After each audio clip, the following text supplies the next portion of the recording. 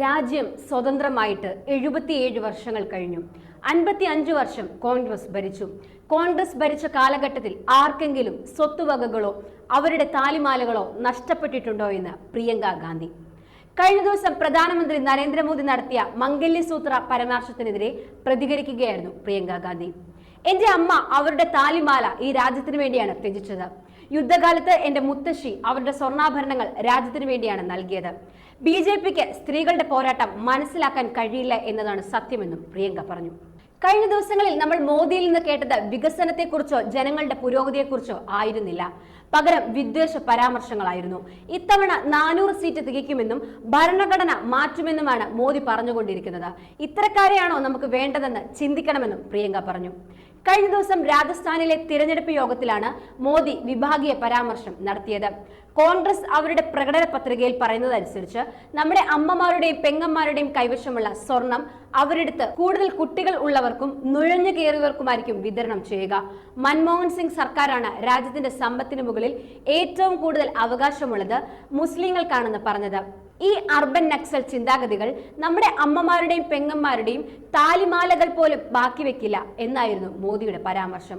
പ്രസംഗത്തിന്റെ വീഡിയോ സമൂഹ മാധ്യമങ്ങളിൽ പ്രചരിക്കാൻ തുടങ്ങിയതോടെ വലിയ വിമർശനങ്ങളായിരുന്നു ഉയർന്നത്. വിദ്വേഷ പ്രസ്താവനയിൽ ആദ്യമൊന്നും അനങ്ങാതിരുന്ന തിരഞ്ഞെടുപ്പ് കമ്മീഷൻ പ്രതിഷേധം വ്യാപകമായതോടെ മോദിയുടെ പ്രസംഗത്തിന്റെ ദൃശ്യങ്ങൾ ഹാജരാക്കാൻ ബൻസ്വാര ജില്ലാ ഇലക്ടറൽ ഓഫീസറോട് ആവശ്യപ്പെട്ടിട്ടുണ്ട്. അതേസമയം മോദിയുടെ വിദ്വേഷ പ്രസംഗത്തെ പിന്തുണച്ചുകൊണ്ട് UP മുഖ്യമന്ത്രി യോഗി ആദിത്യനാഥും രംഗത്തെത്തിയിരുന്നു. അധികാരത്തിലെത്തിയ രാജ്യത്ത് ശരിയത്ത് നിയമങ്ങൾ നടപ്പാക്കുമെന്ന് കോൺഗ്രസ് പറഞ്ഞുവെന്നാണ് യോഗി ആദിത്യനാഥിന്റെ പ്രസംഗം. അധികാരത്തിലേറിയാൽ വ്യക്തി നിയമം പുനഃസ്ഥാപിക്കുമെന്ന് പ്രകടന പത്രികയിൽ കോൺഗ്രസ് പറയുന്നു. അതിനർത്ഥം മോദിജി നടപ്പാക്കിയ മുത്തലാഖ് നിരോധനം അടക്കം റദ്ദാക്കി ശരിയത്ത് നിയമം ഇവിടെ പ്രാവർത്തികമാക്കുമെന്നാണെന്നും ആദിത്യനാഥ് പറഞ്ഞു. രാജ്യത്തിന്റെ സമ്പത്ത് ചില സമ്പന്നരിൽ മാത്രം കുന്നുകൂടാതെ എല്ലാവർക്കുമായി പുനർവിതരണം ചെയ്യാൻ നടപടി സ്വീകരിക്കുമെന്നാണ് യഥാർത്ഥത്തിൽ കോൺഗ്രസിന്റെ പ്രകടന പത്രികയിൽ പറയുന്നത്. ഇതിനെ വളച്ചൊടിച്ചാണ് മോദി ഈ പ്രസ്താവന നടത്തിയത്.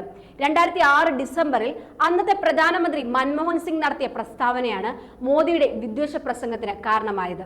ദേശീയ വികസന കൗൺസിലിലായിരുന്നു മൻമോഹൻ സിംഗിന്റെ പ്രസംഗം. വിഭവങ്ങൾ നീതിപൂർവമായി വിനിയോഗിക്കേണ്ടതിനെ കുറിച്ചായിരുന്നു ആ പ്രസംഗം.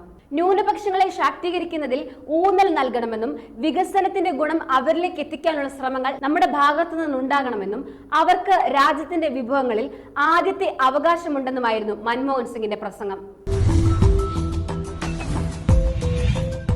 വാർത്തകൾ വേഗത്തിലറിയാൻ ഞങ്ങളുടെ YouTube ചാനൽ സബ്സ്ക്രൈബ് ചെയ്യൂ.